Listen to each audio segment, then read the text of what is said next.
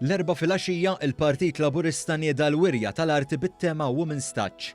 Din il-wirja hija parti mill-attivitajiet tal-40 sena tal-Ħelsien li se tittella wkoll b'rabta ma' Jum il-Mara. Il-Prim Ministru Joseph Muscat qal li din il-wirja xhieda ta' kemm il-Partit Laburista għandu għal qalbu n-nisa.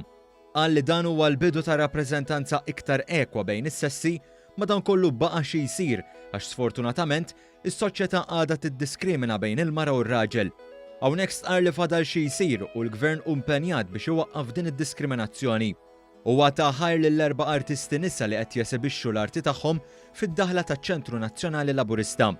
L-artista Lorraine Parnis laqgħet din il-wirja u spjegat kemm l-arti hija importanti għaliha.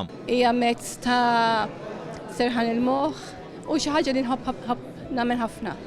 Artista oħra, Marian Cirillo, qalet li hija tbitter diversi tipi ta' arti u laqgħet din il-wirja li ttellet mill-Partit Laburista li dejjem qed tkompli ssaħħaħ lin-nisa. U qed nissibixxi hawnhekk kienet Women's Day u kelli l-offerta li biex nisibixxi u aċċettajt bil-qalb.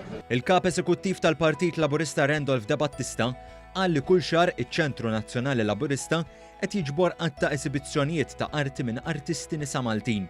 Qal li dan ix-xahar huwa importanti għall-Partit Laburista u spjega li din hija waħda mill-attivitajiet li se twassal għal Jum il-Ħelsien.